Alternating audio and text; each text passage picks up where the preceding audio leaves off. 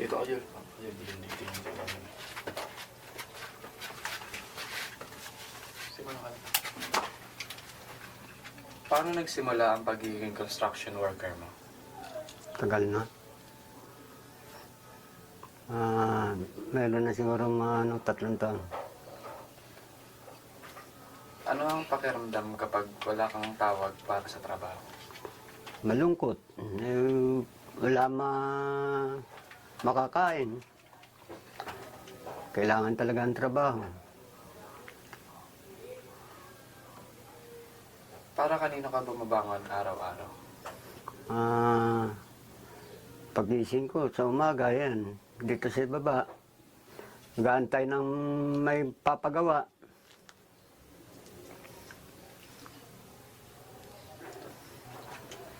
Tatlo ko sa... Meron pang isa dyan na hindi at na may ano.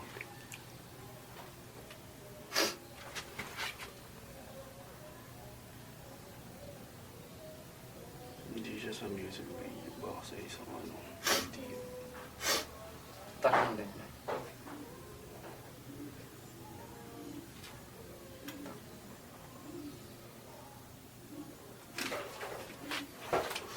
I-replace mo na lang mas madaling ano. Dyan namin.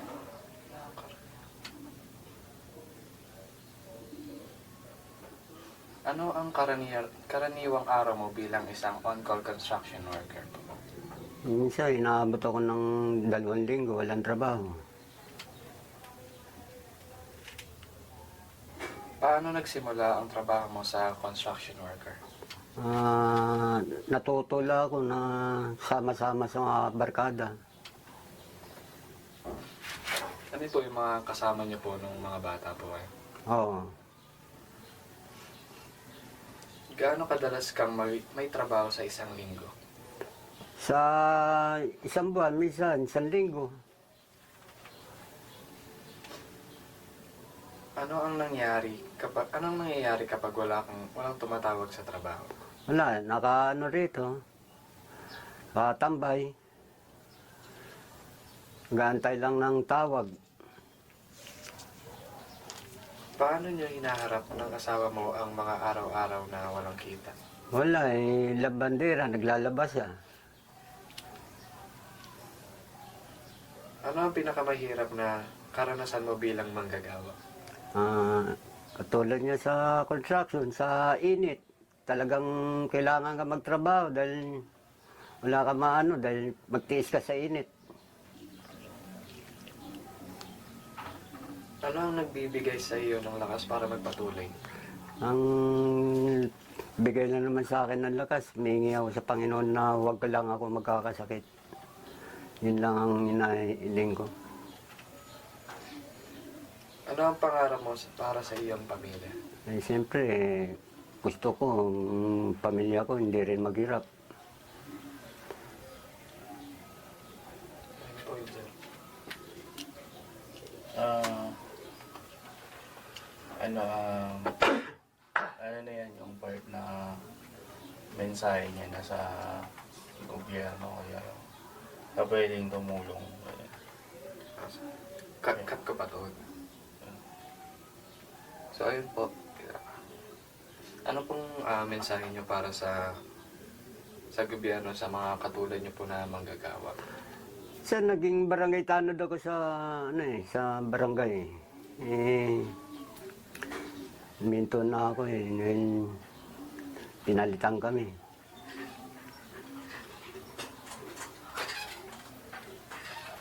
Kaya ano pong parang masasabi niyo po? Parang Kung merong mga taong gustong tumulong, apa.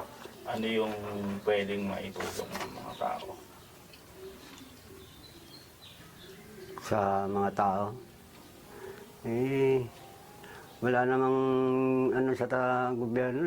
Minsan, nag-aantay lang kami ng rito. Bigay rin ng gobyerno. Yun lang ang inaano namin, naasahan.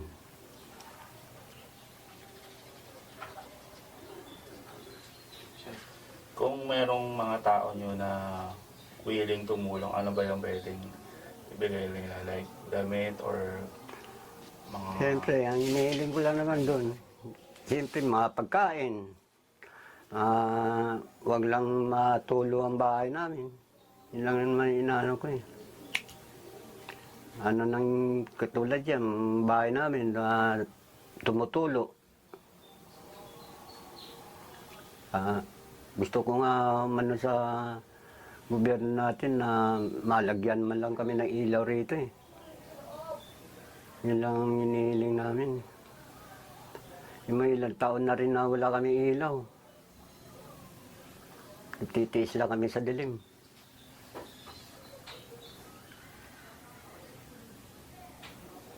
Yun na lang yung struggle. Siyempre yung pamumuhay dito, wala silang kuryente.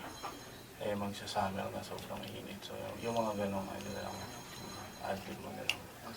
Kasi parang ilagay mo sa sarili mo yung ano, kung ikaw nakatira dito. Tapos gabi, i-lockout na iba ang walang ano eh. So, yun. Isasabihin na lang din yun. Yung paggabi nyo, ano yung sitwasyon nyo dito? Siyempre, walang kuryente. Paano? Ano ngayong gasera o kandila? Kandila. Kandila na naman ginagamit namin. Ano po, like, balak niyo po since magsa-summer na po. So, Yan, nagtitiis kami siguro yan dahil sa init. Paypay.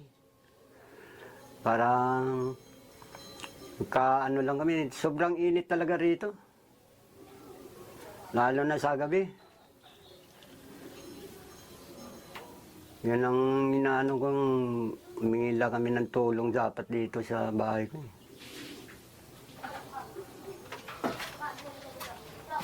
Ano nyo, kung meron mga gusto mag-donate, syempre, iba-iba kasi yan, yung iba gamot, yung iba pagkain, bigas.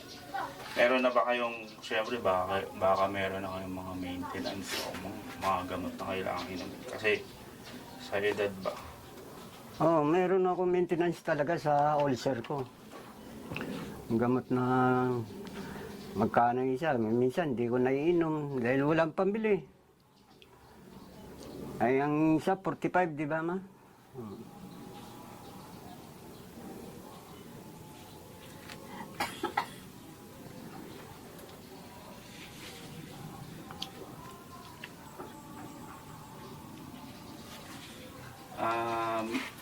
Ano na lang nyo, yung uli, parang ang sasabihin mo dito, kung mayroong gustong magpagawa, isasabihin mo kung ano yung mga kaya mong gawin, like mason or ano. Para at least malay mo makakuha ka ng kliyente. Ano, sa kuryente, yan. Ginagawa ko rin yan. May instalasyon siya. Instalasyon sa kuryente. Kuryente lang. Yan Ano sa yung mga servisyo na kaya mo i-offer, like pagkakarpentero, pagmamason, mga ganun. Ano yung pinaka-forte mo, ano yung gamay mo na gawain? yan sa kuryente, mga ano, yan talagang gamay ko sa sa construction. Yan ang mga gamay ko na sa trabaho. So kung merong gusto magpagawa, Kung meron magpapagawa, di tumawag sa akin. gaano kalayo? Siyempre, may limit din yan, like North Caloocan lang ba o Quezon City, gano'n? Kahit saan. Siyempre, trabaho yan. Magtiis ka talaga yung maghanap buhay ka eh. Hindi ka maghanap buhay, wala ka naman makain, di. Kailangan talaga trabaho.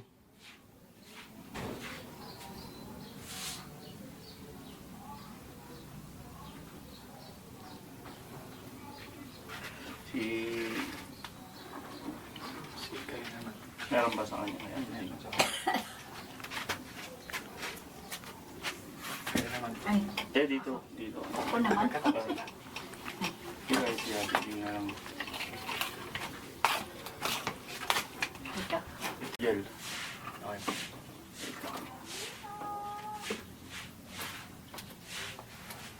Walang maanuhan. Ayan, gel. Mix na.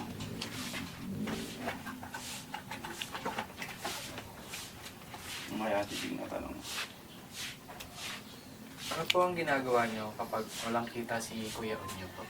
Naghahanap ng paraan para ano kami ng pambili ng bigas, ulam. Ano-ano po yung mga ano, Paraan na yung pupunta ko sa mga kakilala ko para mag-opera ko kung magpapalabas sila o hindi. Yun lang. ano para sa ano sa asawa niya po? Ano po yung may pagmamalaki niyo po kay Unyo po? Pagmamalaki ko yung nakakatulong ako sa kanya. Ano pa po? Meron. Nakakatulong ako sa kanya yung para makaraos kami. Tapos yung pangangailangan niyang kape. Yun, para masaya siya. Doon lang siya masaya pag may kape. Ano naman po? Ano po yung mga katangian ni Kuya Unyo na pwede niya naman po siyang maipagmalaki? Marunong siya sa lahat ng ano, yung gawain sa mga ano, gumagawa sa bahay. Yung gaya ng kuryente, pagpalitada, paggawa ng ano, pagpupukpok niya.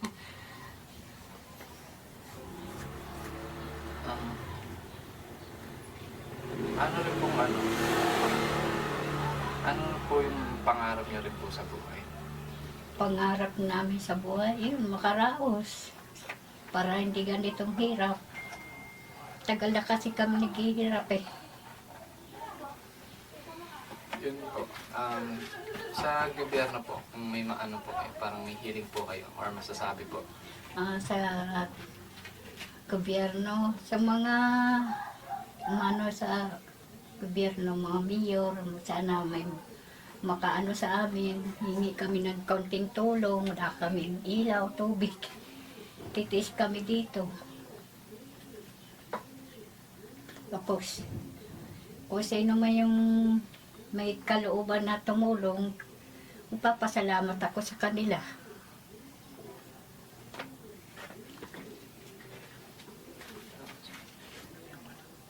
Paano yung ba nagpapainit ng tubig? Ano, Uling. sa uling, pag wala, nauubusan kami ng sukat kalan. Maliit lang naman yung ano namin lutuan eh. Sa gabi, kandila, ganyan. Oo, Katol, kandila. yung malamok. Oo, malamok. Bumibili ako ng katol. Hanggang ano lang yun, magdamag. Minsan di pa inaabot ng magdamag yung katol eh. Malamok talaga. Mahirap pang walang ilaw. Ano po yun? Pag matutulog po, nakakatulog po ba agad kayo? Hindi, matagal. Kasi, yun sa kakapaypay namin, mag-asawa. Tataboy kami ng lamok, pero paypay kami para lumabas sila ang mga lamok. Kasi hindi naman magdamagan yung katol eh.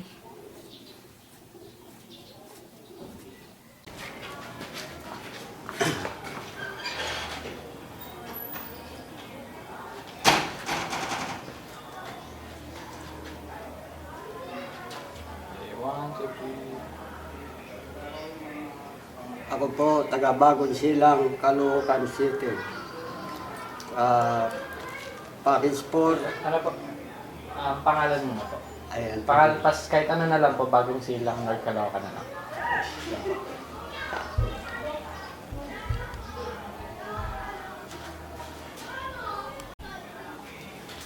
Pangalan po tapos ano po? Ako po, Antonio Inirato, taga Bagong Silang, Package Sport, Christian A. Maraming salamat sa nagbigay sa akin kay Martin Foundation. Mark In your heart. Inon Light.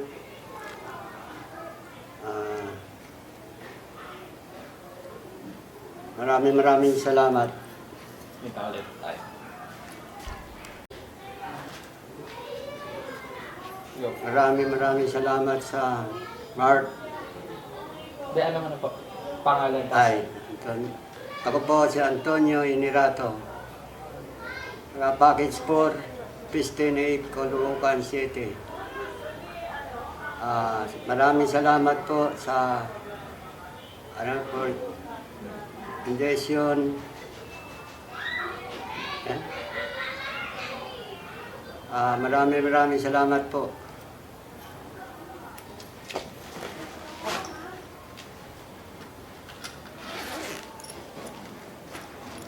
Ang paglalabas po. Pakita niyo. Pwede niyo po buksan yun.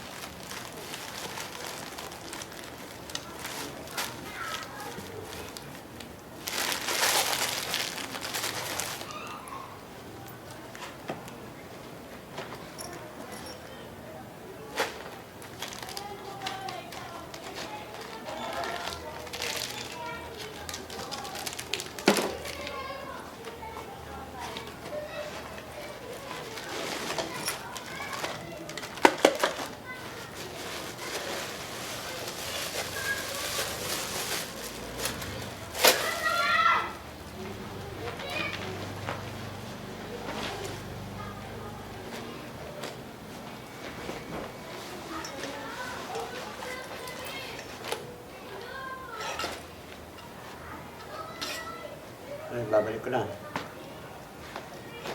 Sige, baka na lang.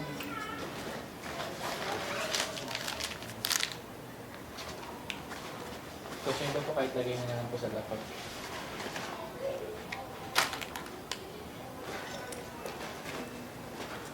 Tapos yung isang bag.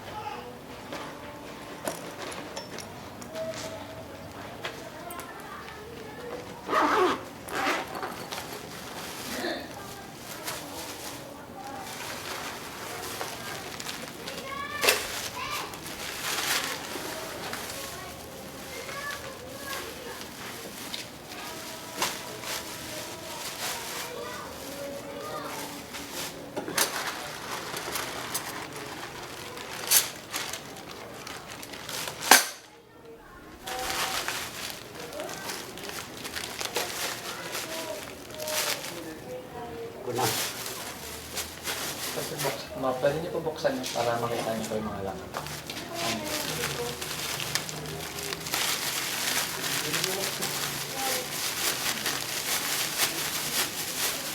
Sige po lang po.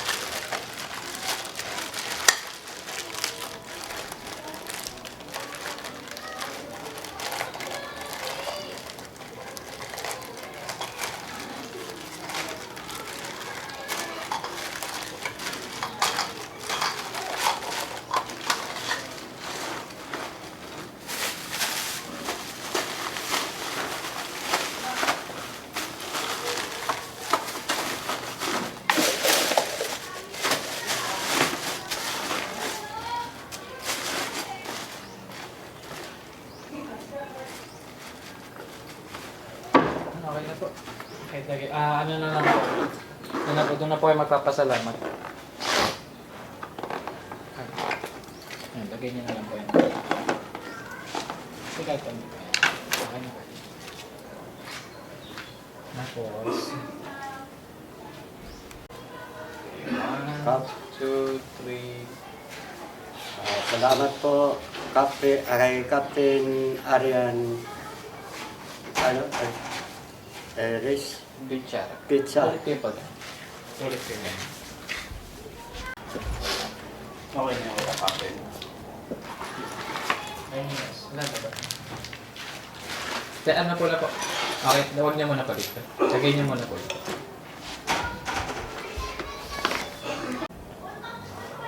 Ako po si Onyo Inirato. Maraming salamat po kay Captain Arian Pizarra. Maraming salamat po.